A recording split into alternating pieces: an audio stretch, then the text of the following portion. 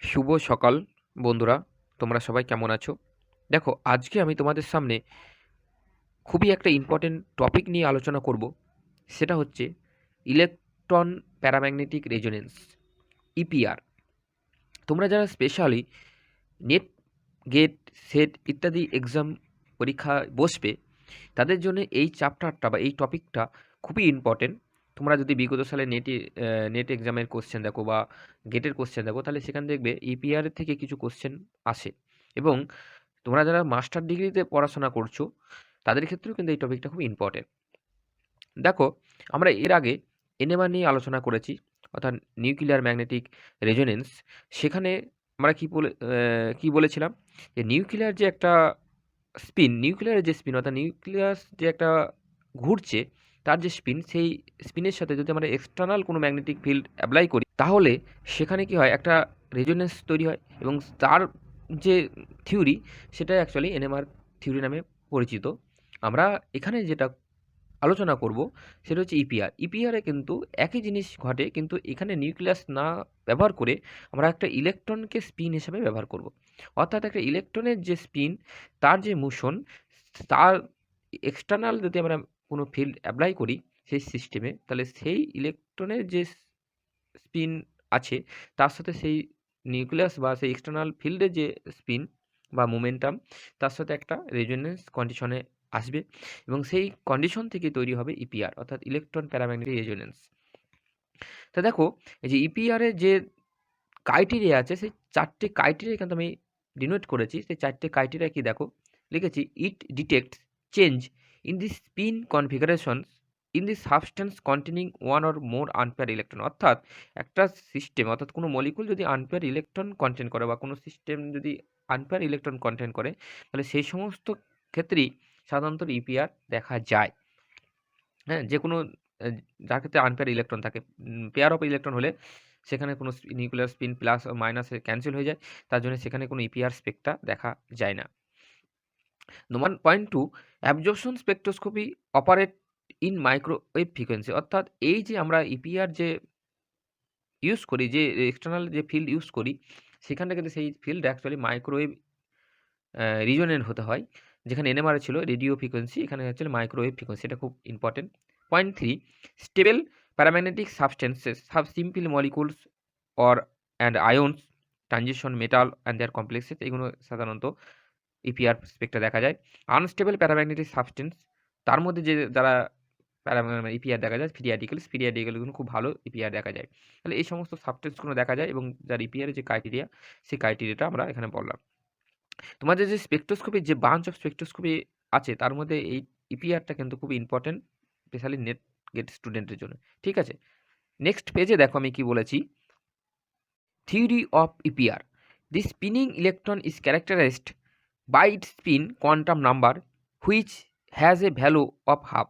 আমরা জানি যে প্রত্যেকটা ইলেকট্রনের স্পিন হাফ ধরা হয়, এটা প্লাস হাফ এবং minus half. The magnitude of angular momentum, অর্থাৎ যে একটা স্পিনিং সিস্টেম ইলেকট্রন, তার যে ম্যাঙ্গুলার মোমেন্টাম হয়, সেটা হচ্ছে √ of S into S plus one H cut. অর্থাৎ এইচ কাট মানে কি, h/2π।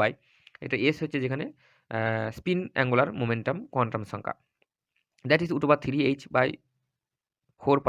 যেটি যদি আমি এস ইজিক্যাল টু হাফ বসাই, যেটা আমরা বলেছি স্পিন কোয়ান্টাম নাম্বার ভ্যালুটা হাফ, তাহলে এখানে যদি এস ইজিক্যাল টু হাফ বসাই, তাহলে ভ্যালুটা হবে √3h/4π।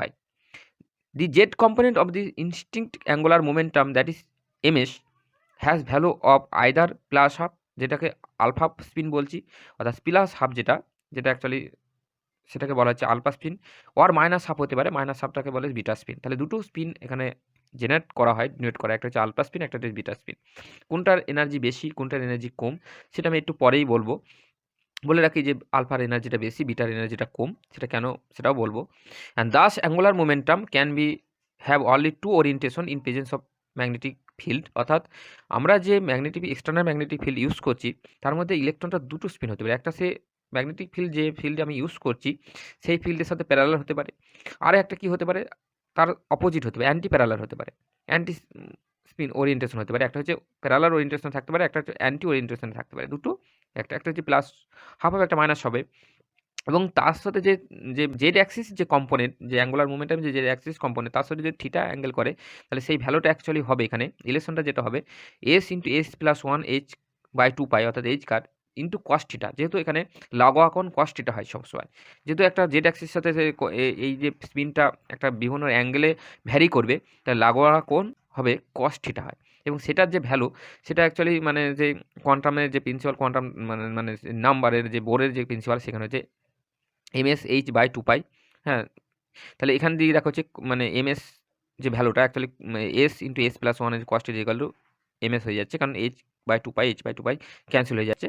তাহলে এইভাবে একটা ফর্মুলা জেনারেট করছে। তুমি যদি সেইটাকে ডায়াগ্রাম বা প্রেজেন্টেশন হিসাবে দেখো, তাহলে কি হবে, আমরা দেখো এখানে একটা ডায়াগ্রাম বা প্রেজেন্টেশন হিসাবে আমি এটাকে দেখিয়েছি। সেটা দেখো জেড অ্যাক্সিসের দিকে অ্যারো দিয়েছি, অর্থাৎ স্পিনটা অ্যাকচুয়ালি যে মোমেন্টামের যে ভ্যালু, অ্যাঙ্গুলার মোমেন্টাম, সেটা অ্যালং জেড অ্যাক্সিসে যদি ক্যারি করে, তাহলে ইলেকট্রনগুলো একটা নির্দিষ্ট সার্কেলে তার চারিদিকে ঘুরছে। যেমন লাট্টু দেখেছো, লাট্টুর ধরো হাতে যেমন ঘোরে, অথবা দেখা যাচ্ছে একটা মানে সুতোতে তুমি একটা বল বেঁধেছো বা একটা ছোট্ট কোনো ভারী জিনিস বলছো, সেটা দিয়ে তুমি হাতে করে চারিদিকে যেমন ঘুরাই, তেমনি এই জেড অ্যাক্সিস বরাবর এই নিউক্লিয়াসটা ঘুরছে, বা ইলেকট্রন, নিউক্লিয়াস বলবো না, ইলেকট্রনগুলো ঘুরছে। তাহলে তার প্লাস হাফ যখন যদি ভালো হয়, তাহলে সেটার ভালো হয় root over three by two H by two pi. আর যদি সেটা মাইনাস হাফে কাজ করে, অর্থাৎ নিচের দিকে কাজ করে, সেটা minus root over three by two into H by two pi. তাহলে এইভাবে করে তার ভ্যালুটা চেঞ্জ হচ্ছে, মানে দুটো স্পিন জেনারেট করছে। একটা হচ্ছে অ্যালং উইচ হচ্ছে এক্সটার্নাল ম্যাগনেটিক ফিল্ডের ওরিয়েন্টেশনের দিকে হয়, আর একটা যে অ্যান্টি কোলোকাইজ, অর্থাৎ অ্যান্টি কোলোকাইজ বলবো না, অ্যান্টি ওরিয়েন্টেশন বলবো এখানে, of magnetic field. External magnetic field যেটা অ্যাপ্লাই করছে, তার সাথে অ্যান্টি হতে পারে এবং প্যারালাল হতে পারে।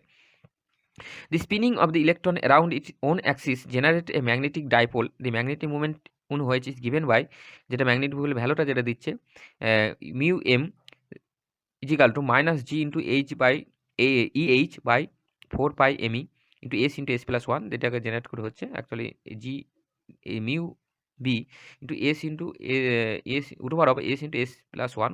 যেখানে দেখো জি এর মানটা অ্যাকচুয়ালি মিউ বি যেটা বলছি, সেটা হচ্ছে actually EH by four pi ME, এটাকে মিউ বি বলছি। সেটা অ্যাকচুয়ালি জিটা কি, যেটা অ্যাকচুয়ালি লেন্ড স্প্লিটিং ফ্যাক্টর, যেটা আমি নেক্সট পেজে দেখো বলেছি, লিখেছি where G is known as Lande splitting factor and mu is the basic unit of magnetic movement for electron is known as Bohr magneton.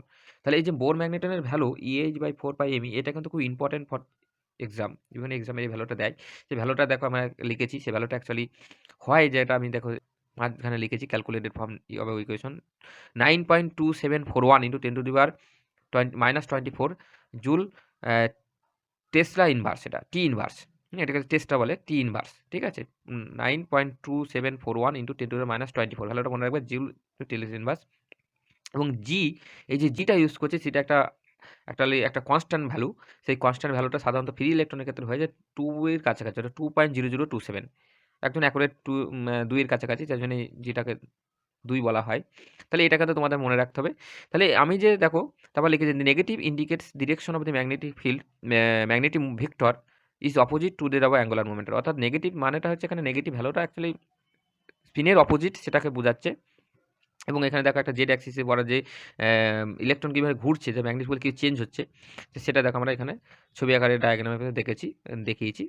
একটা দেখো মানে নিচে একদিকে যে ম্যাগনেটিক ওরিয়েন্টেশন যেদিকে ভেক্টর আছে, তার অপোজিট হচ্ছে অ্যাঙ্গুলার মোমেন্টাম ভেক্টর, অপোজিট কাজ করে, ওই জন্য এটা মাইনাসটা দিয়েছি, ঠিক আছে। যেদিকে আমি অ্যাঙ্গুলার ম্যাগনেটিক ভেক্টর কাজ করবে, ম্যাগনেটিক মোমেন্টাম ভেক্টর সেটা হচ্ছে তার অপোজিটে কাজ করবে, ঠিক আছে। এই জন্য minus root over 3/2 into H by 2 pi লিখেছি, ঠিক আছে। নেক্সট পেজে আমি বলেছি দি পোটেনশিয়াল এনার্জি, যদি ভি ধরি, of electrons when placed in magnetic field B, অর্থাৎ ম্যাগনেটিক ফিল্ডটাকে বি বলছি, তাহলে তার যে এক্সপিরিয়েন্স, সেটা V is equal to minus of B into mu Z. কারণ যেহেতু এখানে ফিল্ডে অ্যালং উইথ জেড অ্যাক্সিস বরাবর কাজ করছে, তাহলে তার ম্যাগনেটিক ডাইপোল মুভমেন্ট যেটা অ্যালং উইথ জেড অ্যাক্সিস, সেটাকে নিয়েছি জেড কম্পোনেন্ট। তাহলে সেটাকে জেড কম্পোনেন্ট যেহেতু নিয়েছি, তাহলে সেটা দেখা যাচ্ছে ইউবি ইন্টু কস থিটা, কারণ জেড লাগোয়া কোন কস থিটা দিয়ে গুণ করতে হবে, টোটাল যে ডাইপোল মুভমেন্ট তার সাথে যে কসটা দিয়ে গুণ করতে হবে, কারণ থিটা একটা অ্যাঙ্গেল যদি করে, তাহলে সেই ভ্যালুটা দেখো মিউ বি, তার যে ভ্যালুটা আমি একটু আগে এক্সপ্রেশনটা বলেছি তোমাকে, তাহলে সেটা দেখো বসিয়েছি আমি। তাহলে minus B into minus of G into mu B into S plus one into cos theta. তাহলে দেখা যাচ্ছে মাইনাস মাইনাস প্লাস হয়ে যাচ্ছে G into B into mu B into M S, কারণ S into S plus one root over of S into S plus one into cos two equal to M S value. সেটা একটা magnetic momentum spin momentum যেটা সেটা আমি এখানে লিখেছি M S বলে। Since M S has two value, কারণ আমরা যে আগেই বলেছি যে একটা ইলেকট্রন দুটো অ্যান্টি ক্লোকওয়াইজ ঘুরতে পারে, ক্লোকওয়াইজ ঘুরতে পারে, ইলেকট্রনের দুটো স্পিন আছে, সে যদি ক্লোকওয়াইজ ঘুরে তার একটা ভালো হবে, অ্যান্টি ক্লোকওয়াইজ ঘুরে তার একটা ভালো হবে। তাহলে এম এস যে value actually magnetic momentum spin momentum যেটা বলছি, তাহলে তার দুটো ভ্যালু থাকবে, একটা মাইনাস হাফ একটা প্লাস হাফ। তাহলে যখন প্লাস হাফটা লিখেছি সেটাকে বলছে ভিউ প্লাস হাফ, তাহলে সেটা দেখো এম এস এর ভ্যালুটা হাফ বসিয়েছি, তাহলে half into G into B into mu B, এখানে আলফা স্পিন বলছি। আর যদি মাইনাস হাফ ধরি তাহলে minus of half into G into mu G into B into mu B into সেটা বিটা স্পিন বলছে, ঠিক আছে। তাহলে দেখো লিখেছি তারপরে the energy of alpha spin increase which linearly whereas the beta spin decreases which increase in the external field state. খুব interesting দেখো, আমি যে ফিল্ডের দিকে আমি যে দিকে ফিল্ড অ্যাপ্লাই করছি সেই দিকে যদি ওরিয়েন্টেশন হয় ইলেকট্রনগুলোর, তাহলে সেটাকে আলফা স্পিন বলছি। তাহলে প্যারালাল যদি হয়, মানে এক্সটার্নাল যে ম্যাগনেটিক ফিল্ড অ্যাপ্লাই করছি তার সাথে ইলেকট্রনগুলো যদি প্যারালাল স্পিনে হয়, তাহলে প্যারালাল স্পিনে হলে কী হবে, তার সাথে এনার্জি মানে রিপালশন হবে, তার সাথে রিপালশন হবে, পরস্পর রিপালশনের পরে এনার্জি মানে কী হবে, এনার্জিটা বাড়বে, ইন্টারাকশনের ফলে এনার্জিটা বেড়ে যাবে, তার জন্য কি আলফা স্পিনের এনার্জিটা বেশি হয়। তাই লিখেছে the those variation of as polarized by the direction of tiny magnetic that generated result of spinning of electron in alpha spin the generated magnetic field has unfavourable orientation, that is north pole of this tiny magnetic is near to the north pole of the external magnetic, অর্থাৎ যেহেতু একই দিকে থাকছে দুটো পোলের direction, তার জন্য অপরস্পরে repulsion করবে and causing more and more repulsion as the external magnetic field is increases, and in beta spin the generated magnetic field is favorable orientation, that is to give a ratio of net attractions। এখানে যেহেতু মানে অ্যাপোজিট স্পিনে থাকছে তাই পরস্পরের রিপালশনের ব্যাপারটা থাকবে না, অ্যাট্রাকশনের ব্যাপারটা আসবে। তার জন্য অ্যাট্রাকশনের ব্যাপারটা আসার ফলে কী হবে, সেখানে কী হবে, মানে এনার্জিটা লস হবে, মানে এনার্জিটা কম হবে। তাহলে আলফা স্পিনটা হচ্ছে আনফেভারেবল আর বিটা স্পিনটা হচ্ছে ফেভারেবল, অর্থাৎ বিটা স্পিনের এনার্জিটা কম, আলফা স্পিনের এনার্জিটা বেশি।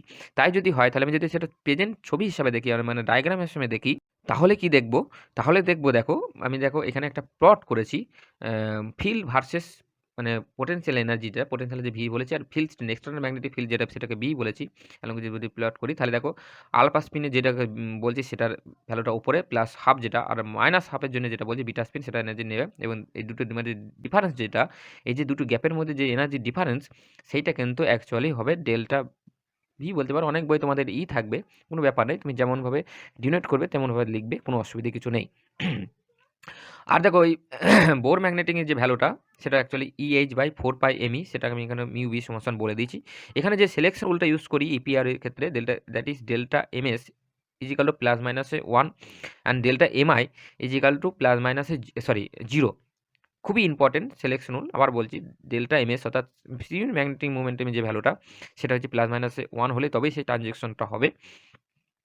আর ডেল্টা এমআই অর্থাৎ ম্যাগনেটিক অ্যাঙ্গুলার মোমেন্টামের ভ্যালু সেটা যদি 0 হয় তাহলে সেটা সেক্ষেত্রে ট্রানজিশনটা হবে, অর্থাৎ বিভিন্ন ধরনের যে ধরো আলফা স্পিন থেকে বিটা স্পিনে যাচ্ছে বা লোয়ার এনার্জি থেকে ইলেকট্রন হায়ার স্পিনে এনার্জিতে ইলেকট্রিক স্পেক্ট্রা কোনো ট্রানজিশন হচ্ছে, তাহলে সেই ক্ষেত্রে ইচ্ছা মতো কোনো ট্রানজিশন হবে না। এই সিলেকশন রুলটা যদি মানে তবে সেই সিলেকশনের ট্রানজিশনগুলো হবে, বাকি ট্রানজিশনগুলো কিন্তু আমরা অ্যাকসেপ্টেবল হবে না, করবো না আর কি।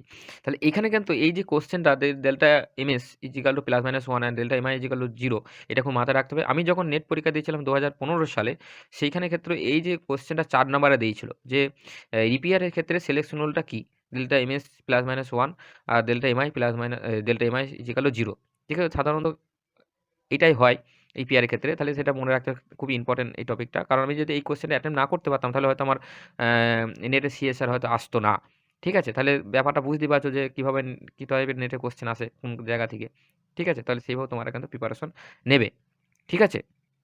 এবার যে ধরো যে স্পেকট্রাগুলো হচ্ছে, মানে একটা আলফা স্পিনের জন্য হচ্ছে, একটা বিটা স্পিনের জন্য হচ্ছে, অর্থাৎ একটা ইলেকট্রনের অ্যান্টিক্লয়েস স্পিনের জন্য হচ্ছে, একটা ক্লোকওয়াইজ স্পিনের জন্য হচ্ছে, তাহলে সেই যে পপুলেশন অর্থাৎ স্পেকট্রালের যে ট্রানজিশন হবে সেখানে সিলেকশনটা কি delta MS is equal to plus minus 1 delta MI is equal to 0। তাহলে এই যে সিলেকশন রুলগুলো একটা স্পেকট্রা হায়ারে যাবে, লোয়ার এনার্জি থেকে হায়ারে যাবে, তার যে পপুলেশন সেই পপুলেশনটা আমরা কি জানি সবসময় বোলজম্যান ডিস্ট্রিবিউশন ল দিয়ে মানে সেটাকে ডিনোট করা হয়। তাহলে দেখো N plus half by N minus half যদি করে E to the power minus half delta V by KT. Thus the lower energy বা lower লেভেলগুলো is more populated than upper, and these difference population in presence of will be larger than the population difference between the PMR মানে actually NMR actually proton magnetic resonance আর কি, সেটা NMR level because of large value of delta E consequently the ESR অর্থাৎ electron spin resonance যেটা বলছি, এটাকে এপিআরও বলে actually, APR এর একটা নাম হচ্ছে ইএসআরও বলে, ঠিক আছে, এপিআর যা ইএসআরও তাই। Signals are expected to move more intense than of the PMR. The ESR signals like PMR signals can be achieved in two ways varying actually এই যে EPR বা যেটা বলছি বা ESR যেটা বলছি সেটা এই যে স্পেকট্রাগুলোকে দুভাবে ভ্যারি করা যায় সেটা সবাই জানি। ভ্যারিং ফিল্ড স্ট্রেন, অর্থাৎ ফিল্ড স্ট্রেনটাকে যদি আমি ভ্যারি করি, keeping the frequency of the oscillator is constant. আর একটা হয় 2 নম্বর হচ্ছে varying the frequency of the oscillator keeping the external magnetic field constant. একবার হচ্ছে মানে ইলেকট্রনগুলো স্পিনটা আমরা এই জন্য বাড়াতে পারি, এক্সটার্নাল ম্যাগনেটিক ফিল্ডটাকে কনস্ট্যান্ট রাখতে পারি এবং ভাইস ভার্সা করতে পারি। তাহলে সেক্ষেত্রে দুভাবে দুটো কিন্তু এই যে স্পেকট্রাম মানে পপুলেশনটা করা যায়। রিলেটিভ ইন্টেন্সিটি অফ ইপিআর, তোমাদের যে সমস্ত গ্র্যাজুয়েশনের সিলেবাস যদি যে সমস্ত স্টুডেন্ট পড়ো সেই ক্ষেত্রে কিন্তু এই টপিকগুলো খুব ইম্পর্টেন্ট, ঠিক আছে। এবং কোন ফিল্ডের লাইট ইউজ করা হয়, এনার্জি ফিল্ড মানে ফ্রিকোয়েন্সি ইউজ করা হয়, সেটাও কিন্তু এই সব কোশ্চেনগুলো ইম্পর্টেন্ট। তোমরা যদি এরপরে আমরা যদি ইপিআর স্পেকট্রাম নেচারগুলো দেখি, একটা হচ্ছে ডেরিভেটিভ প্লট দেখবো, একটা হচ্ছে তুমি যে নর্মাল স্পিক দেখো যে ইপিআর স্পেকট্রাগুলো কেমন হয়, তাহলে সেটা যদি দেখো তুমি ডায়াগ্রামটা দেখো তাহলেই বুঝতে পারবে। প্রথমে দেখো আমি লিখেছি অ্যাবজর্পশন ভার্সেস বি, অর্থাৎ এক্সটার্নাল ম্যাগনেটিক ফিল্ডটা যদি আমি অ্যালং উইথ এক্স অ্যাক্সিস করি, অ্যাবজর্পশনটা যদি কিভাবে স্পেকট্রার নেচারটা হচ্ছে, তাহলে দেখো যে অ্যাকচুয়ালি এটা মানে হাফ অফ সার্কেলের মতো হচ্ছে, মানে প্রথম দিকে উঠে আস্তে আস্তে একটা ম্যাক্সিমাম যাচ্ছে আবার মিনিমাম আসছে, এভাবে হচ্ছে। আর যদি ডেরিভেটিভ প্লট দেখো সেম ভার্সেস ডেরিভেটিভ প্লটটা দেখো, খুব ইন্টারেস্টিং প্লট। আমরা ডেরিভেটিভ প্লটে সাধারণত ইনস্ট্রুমেন্টে ইউজ করি, দেখে থাকি। তাহলে সেক্ষেত্রে ডেরিভেটিভ অফ অ্যাবজর্পশন যদি আমরা প্লট করি তাহলে সেটা হবে অ্যাকচুয়ালি একটা পারবে, আবার তার জন্য একটা মাইনাস হবে, এরকম একটা নেচার হবে, অদ্ভুত মানে টাইপের নেচার হবে, খুব ইন্টারেস্টিং নেচার। আমরা সাধারণত ইনস্ট্রুমেন্টে যে ইউজ করি সেটা ডেরিভেটিভ অ্যাবজর্পশন স্পেকট্রাটাই বেশি ইউজ করে থাকি, ঠিক আছে। তাহলে এই টাইপের কিন্তু স্পেকট্রাটা হবে। এবং আমরা যদি ফার্দার যে ট্রানজিশন আর আনপেয়ার ইলেকট্রনের ক্ষেত্রে কী বা ট্রানজিশন হাইড্রোজেন অ্যাটমের ক্ষেত্রে সেটা যদি দেখো তাহলে সেটা দেখো। তারপর দেখো এই যে প্রেজেন্টেশন যদি আমরা পোটেনশিয়াল এনার্জি ভার্সেস যদি প্লট করি, তাহলে সেখানে দেখো প্রেজেন্টেশনটা পাবো, আলফা স্পিনটা উপরের দিকে হবে, বিটা স্পিনটা নিচের দিকে হবে, অর্থাৎ MS is equal to minus half আর এমএস ইজিক্যাল প্লাস হাফ, তার আলফা স্পিন তার যে এনার্জি ডিফারেন্স ডেল্টা ভি। প্রথম যে প্লট সেটা আমরা আগেই বলে এসেছি। দ্বিতীয় নম্বর প্লটটা দেখো, এখানে যে প্লটটা করেছি potential energy versus external magnetic field B, এবং দেখো minus half MS is equal minus half, তার যে দুটো ভাগ এমআই এর জন্য কি দুটো হবে, তাহলে দুটো হতে পারে, সেটা হচ্ছে প্লাস হাফ হতে পারে, মাইনাস হাফ হতে পারে। খুব এখানে একটা খুব ইন্টারেস্টিং জিনিস দেখো, যার ক্ষেত্রে মাইনাস হাফ এমএস এর ভ্যালু যে ক্ষেত্রে মাইনাস হাফ, সেই ক্ষেত্রে এমআইটা প্লাস হাফটা নিচের দিকে আসবে, উল্টো হবে, ঠিক আছে। কি বললাম, উল্টো হবে, এমএস এর সাথে উল্টো হবে। এখানে কিন্তু প্লটটা কিন্তু পরীক্ষার সময় নেটে পরীক্ষায় থাকে যে কোনটা ঠিক। তাহলে দেখো এমএস এর ক্ষেত্রে মাইনাস হাফ যদি হয়, তো এমআই এর ক্ষেত্রে কিন্তু প্লাস হাফটা নিচের দিকে হবে, দেখো উল্টে গেছে। তাহলে তার উপরে দেখো এমআইটা হচ্ছে মাইনাস হাফ। আবার দেখো যদি এমএস এর ক্ষেত্রে প্লাস হাফের ক্ষেত্রে যদি ধরো উপরের যে লাইনটা এমএস এর সমান সমান প্লাস হাফ যদি ধরো, তার ক্ষেত্রে দেখো মানে অপোজিট হবে, মাইনাসটা দেখো নিচের দিকে এসেছে, এমআইটা হচ্ছে মাইনাস হাফ নিচের দিকে লিখেছি, এমআইটা প্লাস হাফটা উপরের দিকে লিখেছি। তাহলে এবার ট্রানজিশনগুলো কীভাবে হতে পারে, ট্রানজিশন দুভাবে হতে পারে। দেখো দুটো ট্রানজিশন হতে পারে, দুটো স্পেকট্রা তুমি এখান থেকে পেতে পারো। কারণ আমাদের সিলেকশনাল পড়েছিলে, সেখানে সিলেকশনাল নিয়ম ছিল delta MS is equal to plus minus 1 আর MI is equal to 0, delta MI is equal to 0। তাহলে এখানে দেখো এমআই যদি ধরো, তাহলে সেক্ষেত্রে দেখো প্লাস হাফ থেকে প্লাস হাফ 0 হয়, মাইনাস হাফ থেকে মাইনাস হাফ 0 হবে। তাহলে দুটো ট্রানজিশন হতে পারে, মানে দুটো তুমি এখানে মানে ইপিআর স্পেকটা পেতে পারো, ঠিক আছে। তাহলে এইভাবে তোমরা কিন্তু অ্যাকচুয়ালি ট্রানজিশনগুলো হয়। এবার যদি এটাকে কার ক্ষেত্রে গেলাম, হাইড্রোজেন নিউক্লিয়াসের ক্ষেত্রে। এবার ডয়টেরিয়াম নিউক্লিয়াসের ক্ষেত্রে যদি ভাবো, সেক্ষেত্রে দেখো এস এর যে মানটা সেটা plus half into plus half, sorry plus half plus plus half is equal to 1, এটা পেয়ার অফ ইলেকট্রন, এখানে দুটো ইলেকট্রন আছে। তাহলে সেই ক্ষেত্রে দেখো আনপেয়ার ইলেকট্রন হলো না, পেয়ার ইলেকট্রন হয়ে গেল। তাহলে তার ক্ষেত্রে দেখো এমএস এর ভ্যালুটা হচ্ছে মানে এমএস যেটা ভ্যালু সেটা -1 প্লাস 1 হবে, কারণ 1 ভ্যালু একটা হচ্ছে -1 হবে, একটা +1 হবে। তার ক্ষেত্রে আর মধ্যে এক্ষেত্রে 3টি হবে, এক্ষেত্রে 3টি হবে এই কারণেই, কারণ আমরা কি জানি যে এমএস এর যে ভ্যালুটা সেটা অ্যাকচুয়ালি কি -1, তার মধ্যে তারপর 0 হবে, তারপর +1 হবে, তাহলে 3টি হবে। অর্থাৎ ডয়টেরিয়াম নিউক্লিয়াসের ক্ষেত্রে এমএস এর ভ্যালুটা 3টে, -1 0 +1। তাহলে ট্রানজিশন কীভাবে হবে, কারণ ট্রানজিশন -1 তো 0 হতে পারে, আবার 0 থেকে +1 হতে পারে, এখানে দুটো ট্রানজিশন হবে ডয়টেরিয়ামের ক্ষেত্রে, তো দুটো তুমি ইপিআর পেকটা পেতে পারো। তাহলে এটার ক্ষেত্রে এস এর মানটা হচ্ছে 1 হলো। এরপরে তুমি যদি নাইট্রোজেন নিউক্লিয়াস দেখো, সেক্ষেত্রে কিন্তু নাইট্রোজেন নিউক্লিয়াসের ক্ষেত্রে অ্যাকচুয়ালি ডিফারেন্সটা কি, নাইট্রোজেন নিউক্লিয়াস কিন্তু আনপেয়ার ইলেকট্রন কন্টেন্ট করে, সেখানে কিন্তু একটা আনপেয়ার ইলেকট্রন আছে। কিন্তু তার ক্ষেত্রে যে এসের যে মানটা আয়ের যে মানটা, সেক্ষেত্রে আয়ের মানটা কিন্তু অ্যাকচুয়ালি 1 হয়। ওই ক্ষেত্রে আয়ের মানটা কত ছিল? হাইড্রোজেনের ক্ষেত্রে -1 + 1 ছিল, সরি -1/2 + 1/2 ছিল। কিন্তু এখানের আয়ের মানটা হবে 1, অর্থাৎ অ্যাঙ্গুলার মোমেন্টাম যে ভ্যালু সেটা 1 হয় নাইট্রোজেনের ক্ষেত্রে, এটা মনে রাখতে হবে। তাহলে এস এর মানটা হাফ। তাহলে দেখো এবার এস এর মানে যদি ধরে হয় -1/2 + 1/2, মাইনাসটা নিচে উপর দিকে গেছে। এবার আয়ের জন্য দেখো, আয়ের জন্য যেহেতু এখানে 1 হয়, আয়ের মানটা যেহেতু নাইট্রোজেনের ক্ষেত্রে 1 হয়, কিন্তু হাইড্রোজেন ডয়টেনিয়ামের ক্ষেত্রে হাফ হতো, যেটা আমরা আগে দেখেছি, ওই জন্য হাফ করে লিখেছিলাম। কিন্তু এখানে ক্ষেত্রে নাইট্রোজেনের ক্ষেত্রে 1 হয়, তাহলে 1 যদি হয় তাহলে সেটা কীভাবে প্লট করছে? -1 0 + 1, বা আমি দেখো আবার মাইনাসের ক্ষেত্রে যদি ভাবো তাহলে এমএসএস -1/2 ধরো, তাহলে নিচেরটা ধরো, নিচেরটা তাহলে মাইনাস যদি হয় তাহলে প্লাস, আমি একটু আগে বলেছি যে এমএস এর ক্ষেত্রে যা হবে এমআই এর ক্ষেত্রে উল্টো হবে, তাহলে +1টা নিচের দিকে আসবে, তারপর 0 তার -1 হবে। আর এমএস সমান যদি +1/2 ধরো, তাহলে সেক্ষেত্রে দেখো -1টা 1টা নিচে আসবে, তারপর 0, তারপর +1 হবে। তাহলে ট্রানজিশন কোণ কীভাবে হবে? তাহলে 1 থেকে 1 ট্রানজিশন যাবে, 0 থেকে 0 ট্রানজিশন হবে, আর -1 থেকে -1 ট্রানজিশন হবে। তাহলে 3খানা ট্রানজিশন এখানে পসিবল। ঠিক আছে? এটা কোন অ্যাটমের ক্ষেত্রে গেল? এটা অ্যাকচুয়ালি গেল ডয়টেরিয়াম নিউক্লিয়াসের ক্ষেত্রে এবং নাইট্রোজেন নিউক্লিয়াসের ক্ষেত্রে। তুমি যদি হিলিয়াম বলবো না, সরি, H2+ যদি ভাবো, মানে হাইড্রোজেন মলিকুলের যদি ক্ষেত্রে তুমি ভাবো, অর্থাৎ H2.+, অর্থাৎ এখানে একটা আনপেয়ার ইলেকট্রন আছে, কিন্তু হাইড্রোজেন মলিকুল, এটা হাইড্রোজেন মানে অ্যাটম নয়, এটা মলিকুল। মলিকুলের ক্ষেত্রে আনপেয়ার ইলেকট্রন আছে, যেমন H2+ ডট, মানে একটা ইলেকট্রন কম আছে। তাহলে সেইটা এখানে এস এর মানটা কত হবে? এস এর মানটা অ্যাকচুয়ালি হাফ হবে।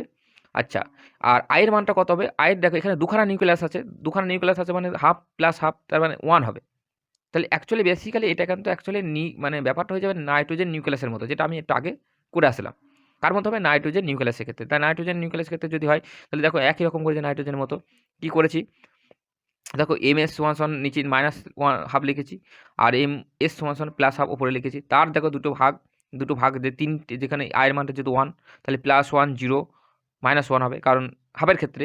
আর মাইনাস হাফের ক্ষেত্রে, আর প্লাস হাফের ক্ষেত্রে কিন্তু -1 0 +1 হবে। তাহলে ট্রানজিশনটা কী হবে? তাহলে প্লাস টু প্লাস, 0 to 0, আর -1 to -1। তাহলে এই ক্ষেত্রে কিন্তু দেখা যায় -1 to -1 মানে ইন্টেন্সিটিটা বড় হবে, ওই জন্য এটা বোল্ড করে লেখা আছে। এটার ইন্টেন্সিটিটা বোল্ড হবে। বোল্ড কেন হবে সেটা তোমরা, আমি দেখো পরেই দেখেছি কেন ওটা বোল্ড হবে, কেন ওই লাইনটা মানে মোটা করে লিখেছি। দেখো তুমি ভাঙো। অ্যাকচুয়ালি এই যে আমরা ইপিআর এর যে স্পেকটা পড়েছি, আরেকটা খুব ইম্পর্টেন্ট সূত্র আমাদের এখানে আমরা নতুন নোট করো জানছি, সেখানে line of number of the spectra, অর্থাৎ নম্বর অফ দি লাইন্স, কতগুলো লাইন অথবা কতগুলো স্পেকটা পাওয়া যাবে, তার যে সূত্র, সেই সূত্র হচ্ছে 2ni + 1, 2ni + 1। এন হচ্ছে number of the unpaired electron, যেখানে কতগুলো আনপেয়ার ইলেকট্রন আছে বলতে পারো। আইটা হচ্ছে তার অ্যাঙ্গুলার ম্যাগনেটিক মোমেন্টাম। তাহলে এখানে দেখো সেই সূত্র অনুযায়ী 2ni + 1, খুব ইম্পর্টেন্ট সূত্র। 2ni plus number of the spectra লিখেছে 2ni + 1।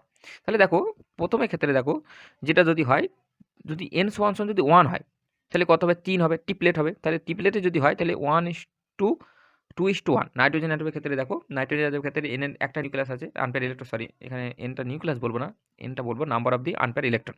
তাহলে এখানে আনপেয়ার ইলেকট্রন কত আছে? n মান, নাইট্রোজেনের ক্ষেত্রে 1, তাহলে 1 বসিয়েছি, তাহলে 1 যদি বসাই তাহলে 3, তাহলে নাইট্রোজেনের ক্ষেত্রে 1:2:1 হবে, 1:2:1। কিন্তু তুমি যদি সূত্র অনুযায়ী বসাও, মানে অ্যাকচুয়ালি a + b² সূত্র অনুযায়ী এগুলো প্লটগুলো হয়। হিলিয়ামের ক্ষেত্রে দেখো, হিলিয়ামের ক্ষেত্রে কেন বলছি, মানে H2+, অর্থাৎ হাইড্রোজেন মলিকুলের ক্ষেত্রে যদি দেখো, তাহলে দেখো রেশিওটা কী হচ্ছে। প্রথম দেখো দুটো ধরনের আছে, দুটো নিউক্লিয়াস আছে, তো প্রথম ধরো একটা ভেঙে যাচ্ছে, তারপরে দেখো ফার্দার সেটা ভাঙছে, তাহলে দেখো মাঝখানে দুটো স্পেকটা কিন্তু মানে খুব আসছে, কাছাকাছি চলে আসছে। তাহলে দেখো 3টে ট্রানজিশন হচ্ছে, দেখা যায় প্রথম 3টে, লাস্টে দেখো 3খানা স্পেকটা পাওয়া যাচ্ছে, তাই না? একটা, আর ওই দুটো যে মধ্যেখানে অ্যাকচুয়ালি 4টে হচ্ছে, অ্যাকচুয়ালি এদিকে একটা, এদিকে একটা, মাঝখানে দুটো। কিন্তু এই মাঝখানে দুটো তো থাকবে না, এটা অ্যাকচুয়ালি মার্চ করে যাবে, মার্চ করে একটা বোল্ড হয়ে যাবে। ওই জন্যই আমি দেখো ওই ওপরে যে বোল্ড করে লিখিয়েছি ট্রানজিশনটা, ওটা দুটো কিন্তু আলাদা সেপারেট তুমি স্পেকটা পাবা না, একটা বোল্ড স্পেকটা পাবা, অর্থাৎ ইন্টেন্স স্পেকটা পাবা। ঠিক আছে? তো এইগুলো হচ্ছে তোমার দেখা যায় হাইড্রোজেন মলিকুলের ক্ষেত্রে, এই ধরনের স্পেকটাতে দেখা যায়। তারপর যদি তুমি হাইপার ফাইন স্পেকটা বলো, তো সেটা কীভাবে পাওয়া যায়, তেমন সেটা দেখো নেক্সট পেজে আমি আলোচনা করেছি। আমি দেখো হেডলাইন করেছি হাইপার ফাইন স্পেকটা। তা হাইপার ফাইন স্পেকট্রাটা কী? দেখো আমরা কি জানি যে একটা ইপিআর স্পেকটা কখন পাওয়া যাবে, ইএসআর সিগন্যালটা কখন পাওয়া যায়, যখন আমি এক্সটার্নাল ম্যাগনেটিক ফিল্ড ইউজ করছি, সেই এক্সটার্নাল ম্যাগনেটিক ফিল্ডের প্রেজেন্সে একটা ইলেকট্রনের যে স্পিন, তার স্পিনের সাথে যে রেজোনেন্স হয়, তখন একটা কী হবে, ইপিআর স্পেক্ট্রা দেখা যাবে। এবং ইপিআর স্পেক্ট্রার যে ক্রাইটেরিয়া সেটা কি বলেছে, অড নাম্বার ইলেকট্রন হতে হবে, অর্থাৎ আনপেয়ার ইলেকট্রন হলে খুব ভালো হয়, এবং সেই ক্ষেত্রে সাধারণত ইপিআর স্পেক্ট্রা দেখা যায়। এইবার দেখো ওই যে সিস্টেমটা কনসিডার করছি, একটা সিস্টেমে কে থাকে, একটা সিস্টেমে তিনটে জিনিস দেখো এখানে হতে পারে। কী তিনটে জিনিস হতে পারে না, একটা এক্সটার্নাল ম্যাগনেটিক ফিল্ড যে ইউজ করছি, সেই এক্সটার্নাল ম্যাগনেটিক ফিল্ডের সাথে ইলেকট্রনের যে স্পিন তার রেজোনেন্স হতে পারে। আবার দেখো এক্সটার্নাল ম্যাগনেটিক ফিল্ডের সাথে নিউক্লিয়াসের যে ম্যাগনেটিক ফিল্ড তারও রেজোনেন্স হতে পারে। নিউক্লিয়ার একটা নিজস্ব স্পিন আছে, সেটা যদি অড নাম্বার নিউক্লিয়াসের স্পিন থাকে, অ্যাঙ্গুলার মানে ভ্যালু থাকে, তার একটা নিজস্ব স্পিন থাকবে।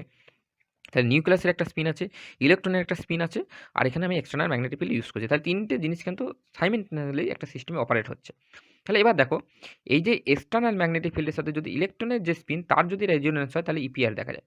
কিন্তু আরেকটা জিনিস আমরা এখানে ধরে নিই, সেই জিনিসটা হচ্ছে দেখো যে নিউক্লিয়াসের যে স্পিন আছে, নিউক্লিয়াসের পিনের সাথে মানে ইলেকট্রনের স্পিন আছে, তাহলে এই নিউক্লিয়াসের পিনের সাথে ইলেকট্রনের স্পিনের কী হয়, তার সাথে একটা ইন্টারাকশন হতে পারে।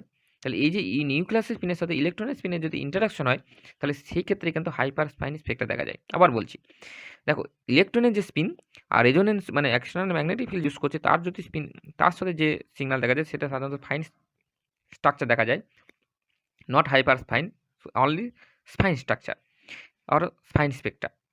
কিন্তু ইলেকট্রনের স্পিনের সাথে যদি নিউক্লিয়াসের স্পিনটা যদি আমরা রেজোনেন্সে আনি, তাহলে সেই ক্ষেত্রে কিন্তু হাইপার স্পাইন স্পেক্ট্রা দেখা যায়।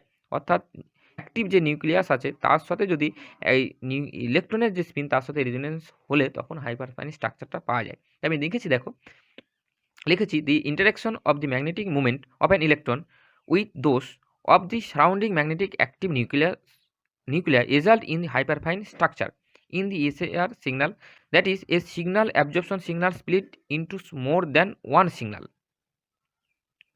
সেক্ষেত্রে তাহলে আমি এখানে দেখো ক্লিয়ারভাবে বলছি যে কি বলছি না, একটা জিনিস এখানে দেখো অ্যাক্টিভ নিউক্লিয়াস হতে হবে, অ্যাক্টিভ নিউক্লিয়াসের সাথে যদি ইলেকট্রনের যে স্পিন তার সাথে যদি ইন্টারাকশন হয়, তাহলে সেখান থেকে হাইপারফাইন স্ট্রাকচারটা পাওয়া যাচ্ছে। এবং সেই ক্ষেত্রে দেখা যাচ্ছে যে আমার যে সব সিগন্যাল ইপিআর থেকে পাওয়া কথা তার চেয়ে মোর দ্যান বেশি স্প্লিট হচ্ছে। এবং এই যে ইন্টারাকশন এনার্জির যে ভ্যালু সেটা অ্যাকচুয়ালি দেখো এ into MS into MI.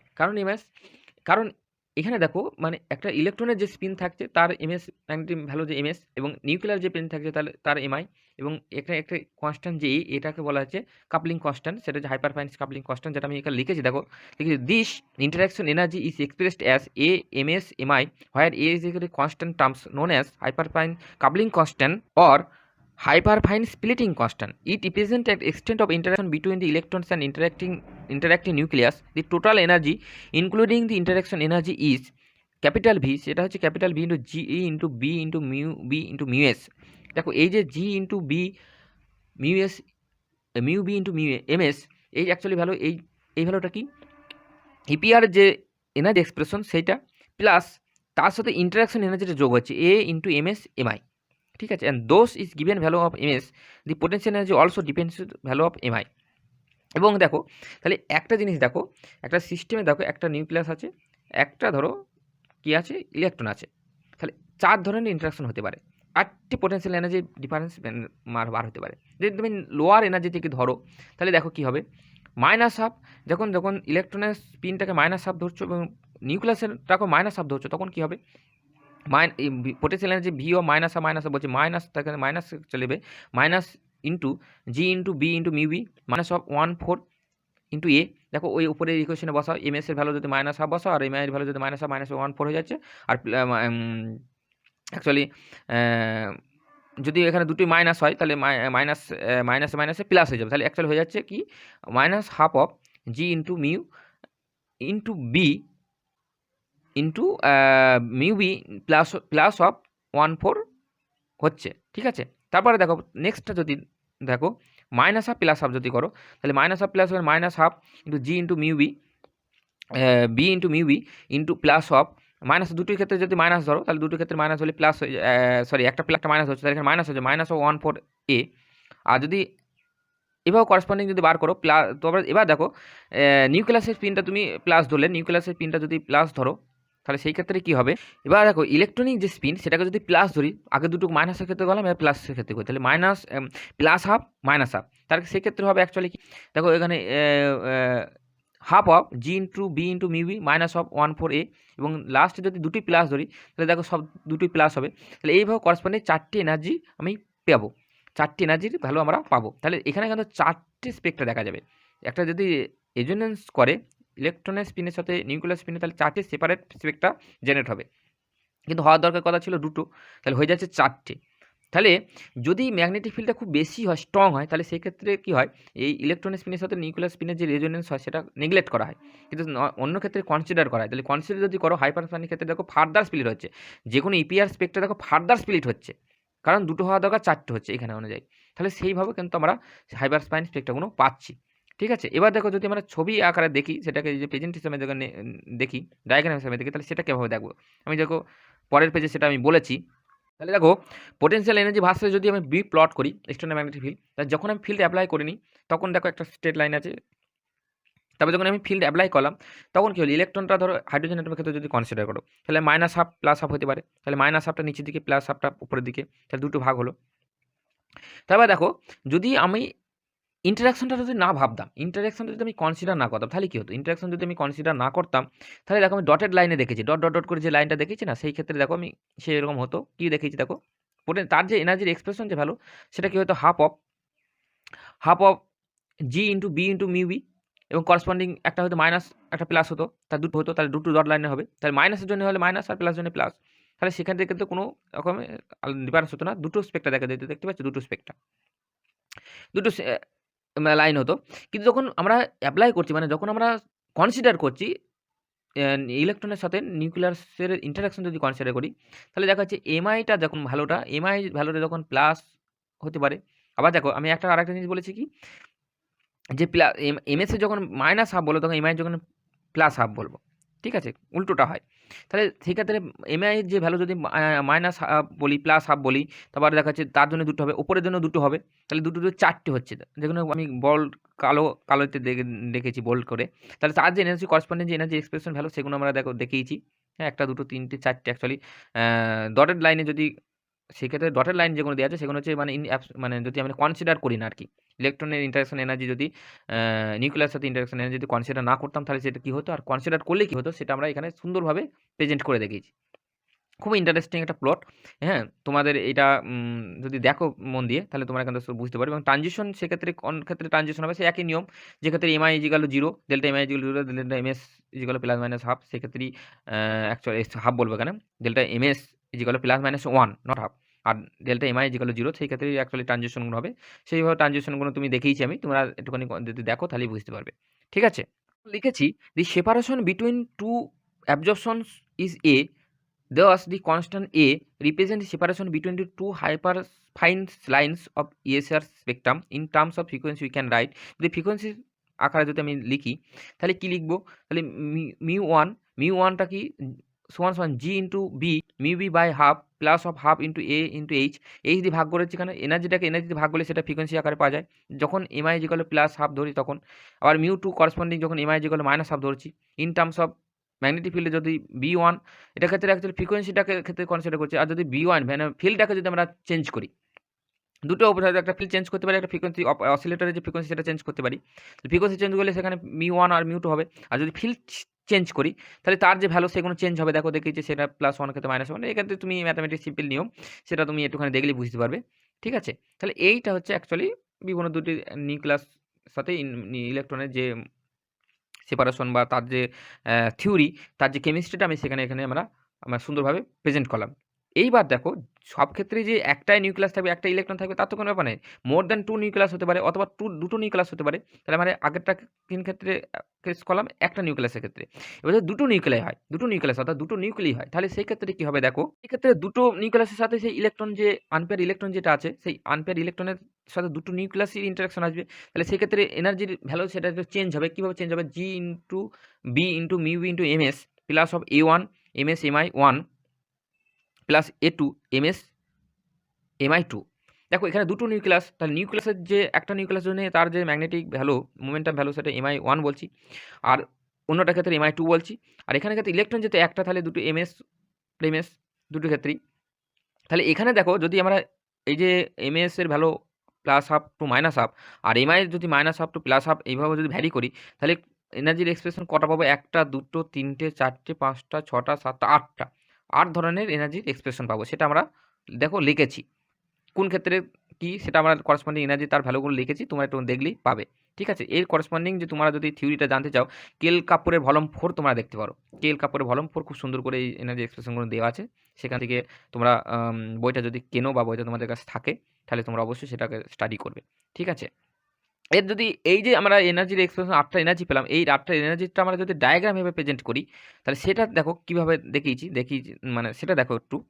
Mu versus যদি আমরা বি প্লট করি, প্রথমে দেখো যখন ফিল্ড ছিল না তখন একটা স্ট্রেট লাইন, তারপর ফিল্ড যখন অ্যাপ্লাই করলাম তখন ইএস যদি একটা ইলেকট্রন আছে, তাহলে ইলেকট্রনের -½ +½ দুটো ভাগ হয়ে গেল। এবার দেখো যখনই ভাগ হলো ফার্দার এবার সেইটা যদি ইর সাথে ইন্টারাকশন হবে, নিউক্লিয়াস 1 এর জন্য যদি ইন্টারাকশন হয়, তাহলে সেটা দুটো ভাগ হবে। তাহলে দুটো দেখা যাচ্ছে একদম Mi1টা +½ আর -½ লিখেছি উপরে। আর প্লাসের ক্ষেত্রে দেখো -½ আর +½ উপরে লিখেছি। আবার সেকেন্ড নিউক্লিয়াসে যদি করে নিউক্লিয়াস 2 অর্থাৎ Mi2 এর ক্ষেত্রে যদি কনসিডার করো, তাহলে সেক্ষেত্রে দেখো এই ক্ষেত্রে যেটা +1 Mi-টা +1 ছিল, অ্যাকচুয়ালি সেটা ক্ষেত্রে এখানে MS-টা +1ই হবে। দ্বিতীয় কেসের ক্ষেত্রে সেটা কিন্তু চেঞ্জ হবে। এটা করেসপন্ডিং মানে তোমাকে ভাবতে হবে নিউক্লিয়াসের সাথে। নিউক্লিয়াসের কেন, ইলেকট্রনের সাথে। ইলেকট্রনের স্পিনের সাথে নিউক্লিয়াসের স্পিন সবসময় অপোজিট হয়। ওটা যদি প্লাস ধরা হয় তাহলে এটা মাইনাস ধরতে পারে, মাইনাস হলে এটা প্লাস ধরতে হবে।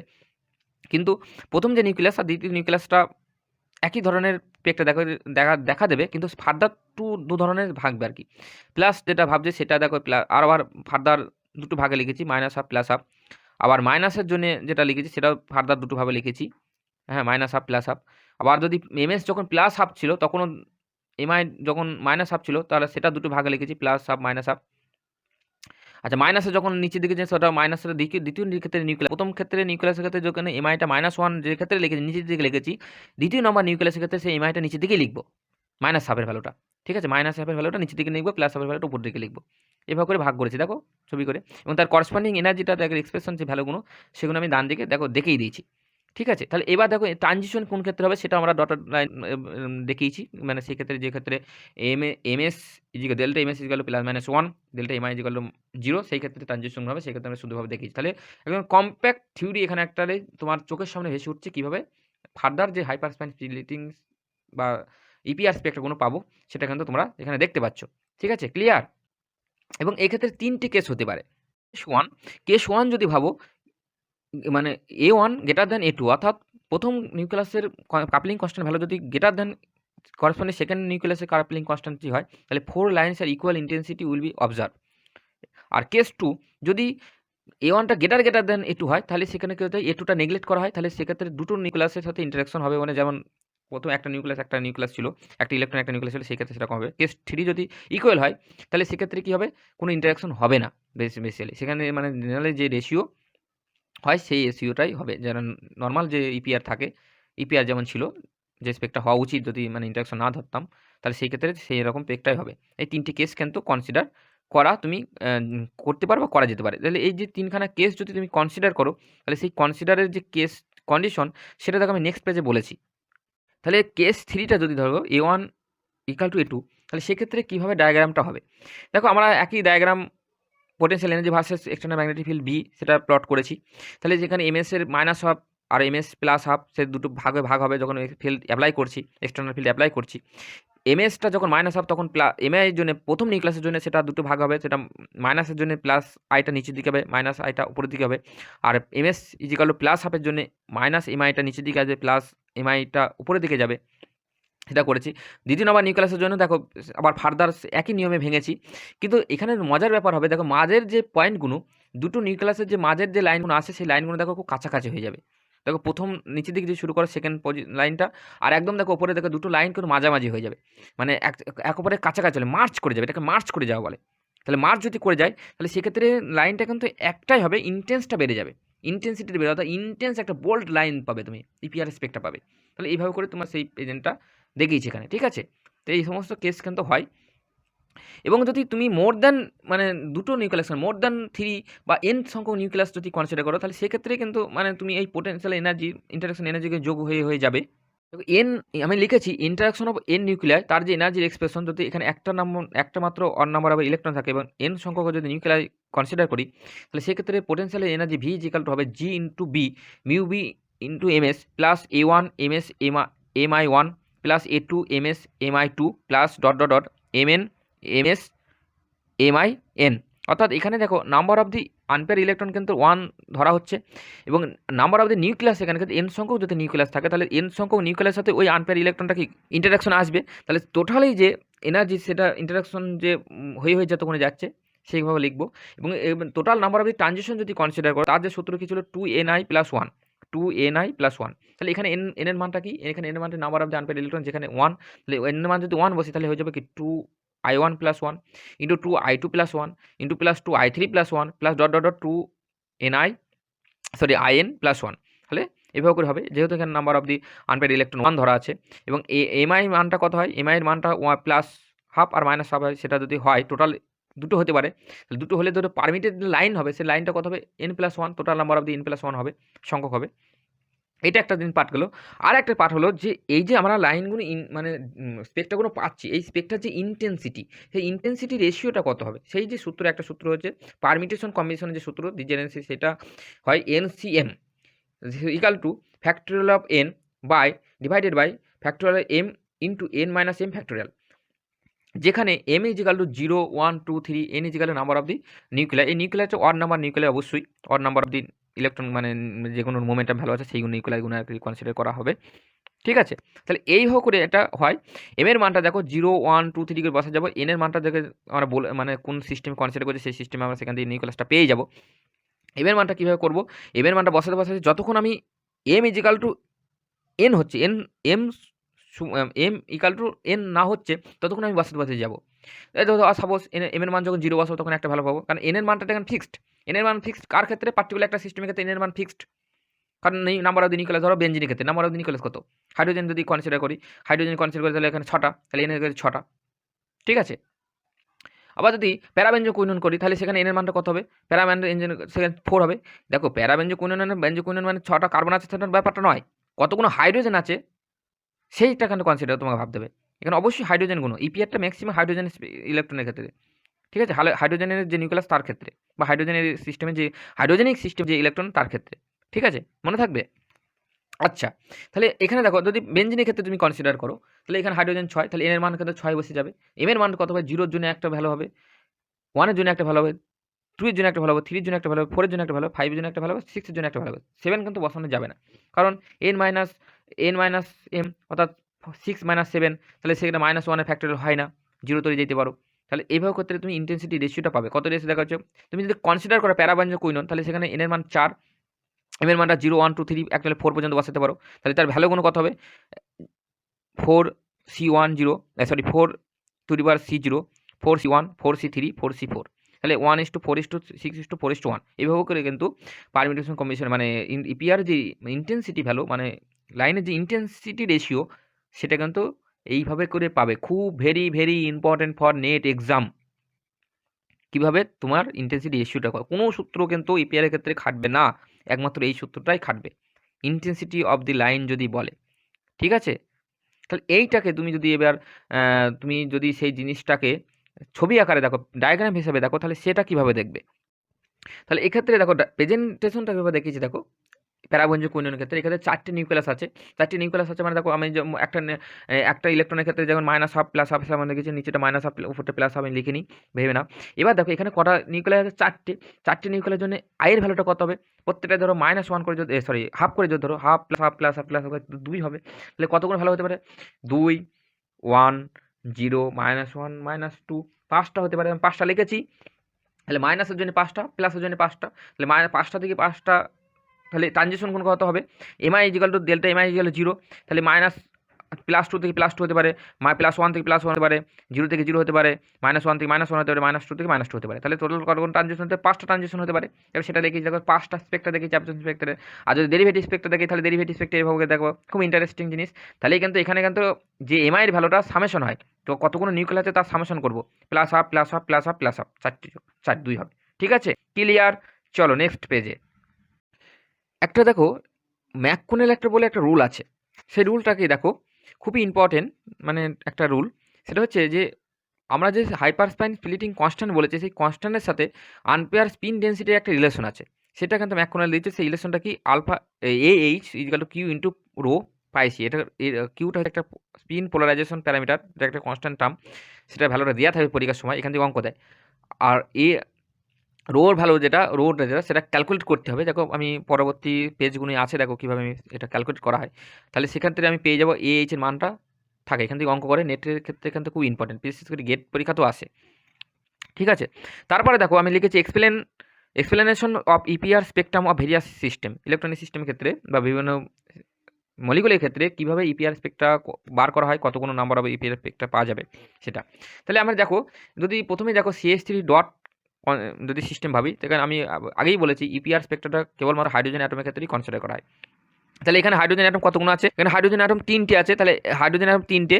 আর দেখো এন এর মান, মানে এনটা 2n, সূত্রটা কি 2ni+1, 2ni+1। তাহলে এখানে এন এর মানটা কত? এন এর মানটা হচ্ছে 3টে। Hydrogen number of hydrogen atom 3খানা আছে। তাহলে 2 × 3 × হাফ +1, তাহলে 4টে হচ্ছে। আবার 2 নম্বর দেখো CD3 ডট, এখানে এস এর মান হাফ, কিন্তু আই এর মানটা কত? ডি এর ক্ষেত্রে 1 হয়। তাহলে এখানে 2ni+1, তাহলে 2 × 3 × 1 +1, তাহলে ইজিক্যাল 7 হচ্ছে। তাহলে ডয়টিনাম CD3 ক্ষেত্রে 7টি ইপিআর স্পেকটা পাওয়া যাবে, আর CH3 কাছে তুমি 4টি ইপিআর স্পেকটা পাবে। নেক্সট সিস্টেম দেখো, আমি এখানে নাম্বার 1 নাম হয়ে গেছে, অ্যাকচুয়ালি এটা আবার 3 নাম্বার, নাম্বারিংগুলো একটু ঠিক করে নেবে। তাহলে হচ্ছে CH3 × CH2 ডট, তাহলে এখানে এস এর মান হাফ, এখানে এস এর মান হাফ, আই এর মান হাফ। তাহলে এখানের ক্ষেত্রে দেখো দুটো আছে, দুটো সিস্টেম আছে, একটা CH3 আছে, একটা CH2 ডট আছে, মানে দুটো আনইকুইভ্যালেন্ট সিস্টেম আছে। দুটো আনইকুইভ্যালেন্ট সিস্টেম মানে দুটো আলাদাভাবে কনসিডার করতে হবে। 2ni1 প্লাস একটা হবে 2mi+1 একটা এরকম ভাবতে হবে। ঠিক আছে, ওই যেমন এন সংখ্যক হলে যেমন হয়, এখানে দুটো আছে আলাদা সিস্টেম, ইকুইভ্যালেন্ট সিস্টেম নয় আর কি সেটা। তার জন্য এখানে হবে দেখো, এখানে দুটো মানে দুটো আনইকুইভ্যালেন্ট এনভায়রনমেন্টাল কন্ডিশনে হাইড্রোজেন অ্যাটম, একটা হচ্ছে CH2 হাইড্রোজেন, একটা CH3 হাইড্রোজেন, দুটো হচ্ছে ম্যাগনেটিক্যালি আনইকুইভ্যালেন্ট ফিল্ড আর কি ইউজ করবে এরা। তাহলে সেটা আনইকুইভ্যালেন্ট বলবো না, নন ইকুইভ্যালেন্ট বলবো অ্যাকচুয়ালি। তাহলে এখানে সূত্রটা কী হবে? 2ni+1, তাহলে সেক্ষেত্রে দেখো 2 × 3 × হাফ +1 CH3 ক্ষেত্রে, আর CH2 ক্ষেত্রে কি নাম্বার অফ দি নিউক্লিয়াস কত? 2, তাহলে 2 × 2 × প্লাস হাফ × +1 ইজিক্যাল 4 × 3 ইজিক্যাল 12টা। আবার দেখো CH3 D2 ডট যদি ভাবি, তাহলে এখানে দেখো ডয়টেনিয়ামের ক্ষেত্রে 1 হয়, আর আয়ের ক্ষেত্রে হাইড্রোজেনের ক্ষেত্রে হাফ হয়। তাহলে সেটা ক্ষেত্রে 2ni+, তাহলে 2ni+ যদি CH3 ক্ষেত্রে পাবে, তাহলে 2 × 3 × হাফ +1।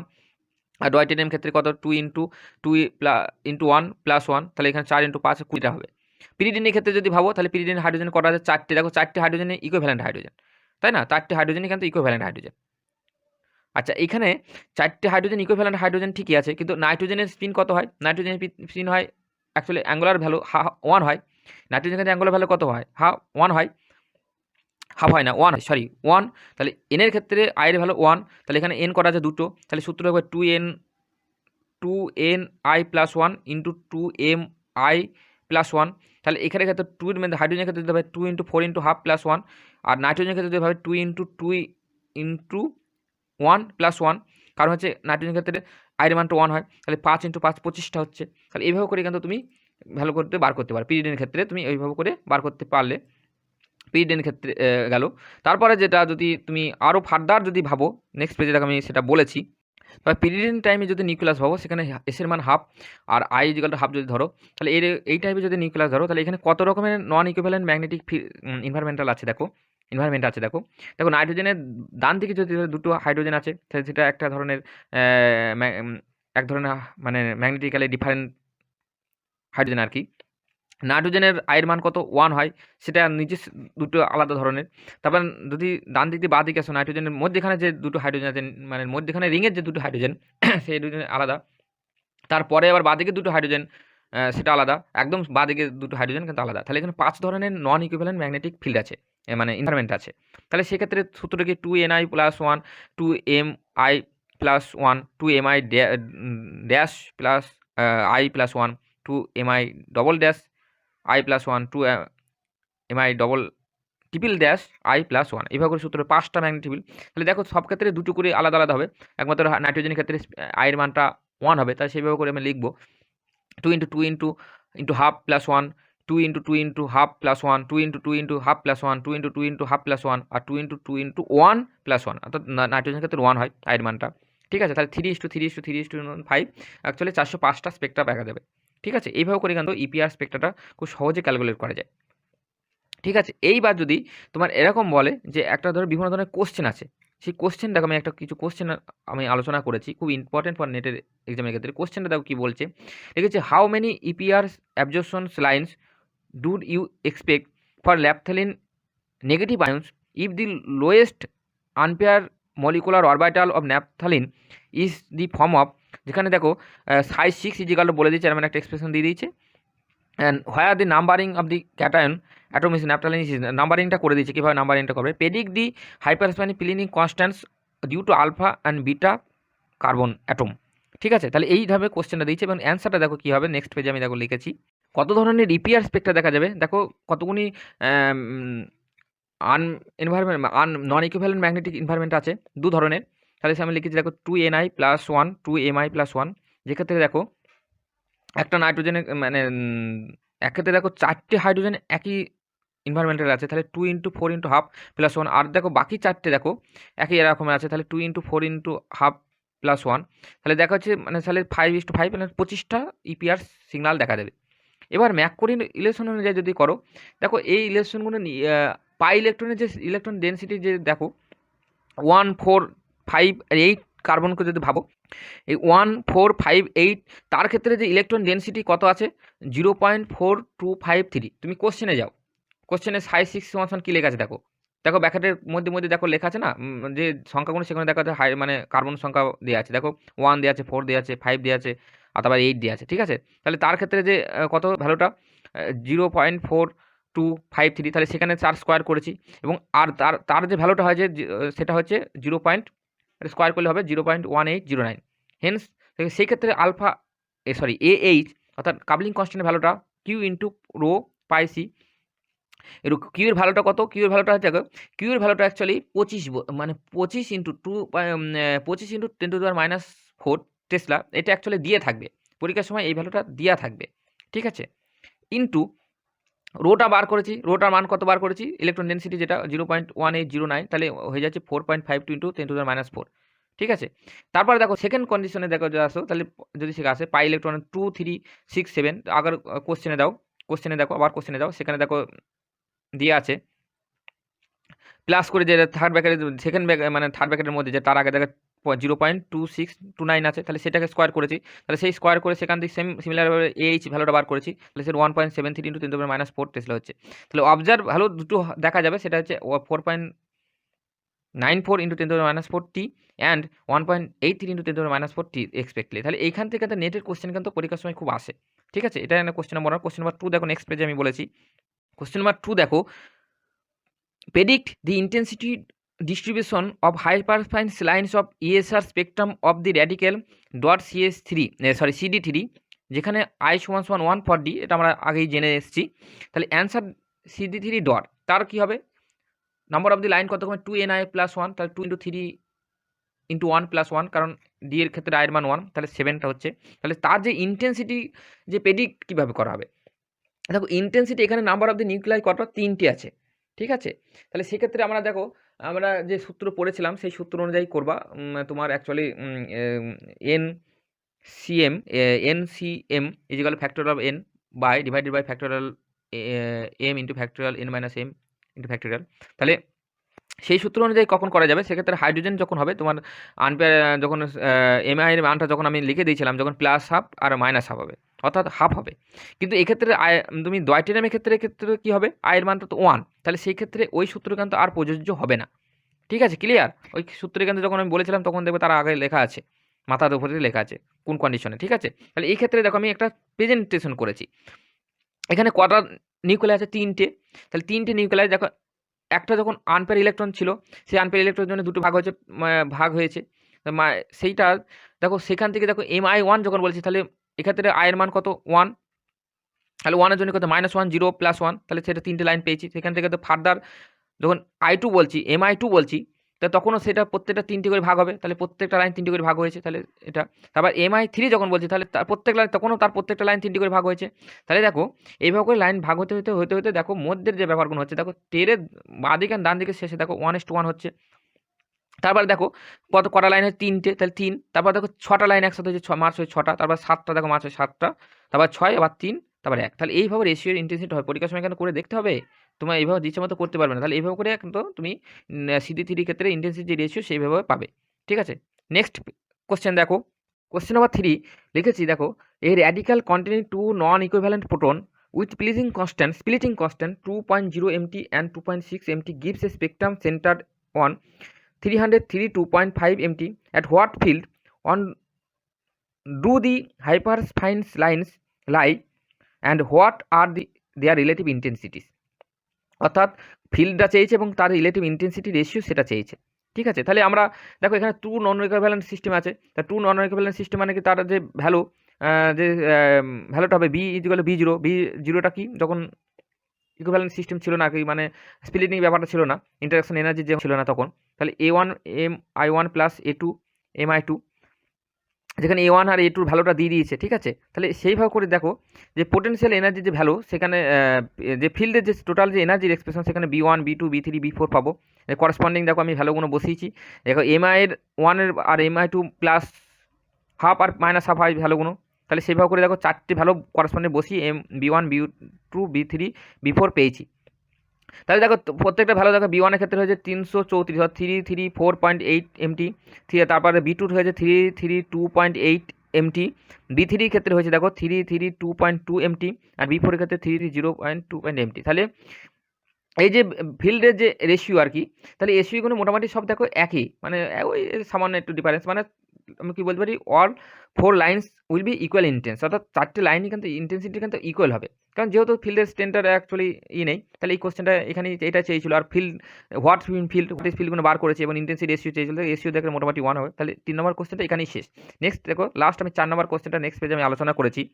কোশ্চেন নাম্বার পরে দেখো একটা সিম্পল কোশ্চেন আমি আলোচনা করেছি, দেখি যে বেনজিন র্যাডিক্যাল অ্যানায়ন র্যাডিক্যাল যে C6H6 মাইনাস ডট আর কি হ্যাজ G ভ্যালু দিয়ে আছে, বলে দিয়েছে at what field would be use such resonance in spectrometer operating at 9.320 GHz। অর্থাৎ তাহলে এখানে ফ্রিকোয়েন্সিটা বার করতে বলেছে, মানে ফিল্ড বার করতে বলেছে। আমি ফিল্ড বার করার জন্য দেখো ফ্রিকোয়েন্সিটা আমার দিয়ে দিয়েছে, ফ্রিকোয়েন্সিটা কত মেগাহার্টজে দিয়ে দিয়েছে দেখো 9.302.10⁻9 হার্জ।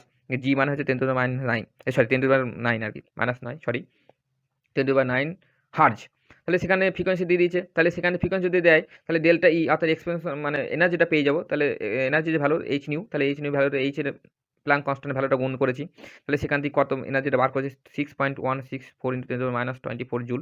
এবং আমরা কি জানি এনার্জির এক্সপ্রেশন যে ছিল আর কি ইপিআর এর ক্ষেত্রে ছিল G into mu B into B. তাহলে সেখানের ক্ষেত্রে আমি বিটা বার করে নিয়েছি, beta is equal to delta epsilon by G into mu B. তাহলে মিউ বির মানটা আমি পেয়েছি, বসিয়ে দিয়েছি। আর অ্যাকচুয়ালি মিউ বির মানটা অ্যাকচুয়ালি ফ্রিকোয়েন্সির যে মান সেটা তারা ইটা হয়েছে। তারপরে তোমার ধরো জি এর মানটা দিয়ে আছে, এনার্জি মানটা বার করে নিয়েছে, তাহলে সেখান থেকে 0.332 টেসলা এটা অ্যাকচুয়ালি হবে। অ্যাকচুয়ালি যদি মিলি টেসলাতে গুণ করো 3 দিয়ে গুণ করবে, তার মানে হয়ে যাবে মিলি টেসলাতে কনভার্ট হয়ে যাবে। ঠিক আছে, কোশ্চেন নাম্বার 5 দেখো, predict the intensity of distribution of hyperfine lines of EPR spectrum of radical nitrogen 14।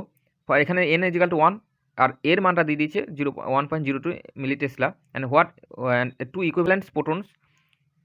হ্যাঁ, 2 ইকুইভ্যালেন্স প্রোটনের ক্ষেত্রে যেটা দিয়েছে হাইড্রোজেন আয়ের মানটা হাফ, সেটা আমরা জানি, আর হাইড্রোজেনের ক্ষেত্রে এটা। তাহলে টোটাল নাম্বার অফ দিক কত হবে দেখেন, দুটো সিস্টেম আছে দেখি ভাবতেই পারছো, একটা নাইট্রোজেনের জন্য একটা হাইড্রোজেনের জন্য। তাহলে 2Ni+1 2Mi+1, তাহলে 2 × 1 × 1 আর 2 × 2 × হাফ প্লাস 3 × 3 9 খানা 9 হবে আর কি টোটাল নাম্বার অফ দিস ইয়ে। আর যেহেতু দেখো আমি লিখেছি due to nitrogen nuclei ESR lines split into 3 lines and each lines will be split into 3 lines and equivalent proton. যেহেতু ইকুইভ্যালেন্ট প্রোটন আছে তাহলে রেশিওটা 1:2:1 হবে, এখন নর্মাল যেমন হয় তেমন হবে, A+B² সূত্র অনুযায়ী। ঠিক আছে, কোশ্চেন নাম্বার 6 দেখো, কোশ্চেন নাম্বার 6 আমি কি calculate the intensity of EPR spectrum of benzene anion. তাহলে এই যে ক্যালকুলেটেড যে মানে যে রেশিওটা বলেছি, সেই রেশিওটা কার ক্ষেত্রে বলেছি, বেনজিন ক্ষেত্রে যে কি ইকুইভ্যালেন্ট হবে সেটা কিন্তু আমরা বলেছে বার করতে। তাহলে সেটিতে দেখো আমি অ্যান্সারটা লিখেছি, দেখো the 6 proton are equivalent for benzene অ্যানায়নের ক্ষেত্রে। তাহলে সেক্ষেত্রে রেশিওটা সেই অ্যাকচুয়ালি সূত্র যে NCM factorial M by factorial M into n minus M factorial. তাহলে সেই সূত্র অনুযায়ী হবে, তো রেশিওটা হবে কত 1:6:15:20:6:1। ঠিক আছে, ক্যালকুলেট করে দেখে নিতে পারো। তাহলে এই যে আমি ক্লাসটা নিলাম ইপিআর এর ক্ষেত্রে কিছু কোশ্চেনে আমি খুব ডিটেলস কোশ্চেন আমি আলোচনা করলাম, এবং ম্যাককনেল কিছু রুল থেকে যে সমস্ত কোশ্চেন সেগুলো আলোচনা করলাম, কীভাবে লাইন স্পেকটা ক্যালকুলেট করা হয়, টোটাল নাম্বার অফ ইপিআর স্পেকটা সেটা আমি আলোচনা করলাম। তাহলে এই যে ক্লাসটা, এই ক্লাসটা কিন্তু তোমাদের ক্ষেত্রে খুবই ইম্পর্টেন্ট। ঠিক আছে, তাহলে তোমরা ঘরে বসে প্র্যাকটিস করো। কোনো রকম প্রবলেম হলে আমাকে 8250173629 নাম্বারে ফোন করতে পারো, অথবা মেল করতে পারো, কমেন্ট বক্সে জানাতে পারো। ঠিক আছে, আর বারবার ঘরে বসে প্র্যাকটিস করো, নেটের জন্য প্রিপারেশন নাও। আশা করি সামনে যে তুমি নেট পরীক্ষা দেবে সেটা তুমি ক্র্যাক করবে, আশা করি। এখন প্রিপারেশন নাও, ফিজিক্যালের পার্ট ক্র্যাক করানোর দায়িত্ব আমার। ঠিক আছে, চলো।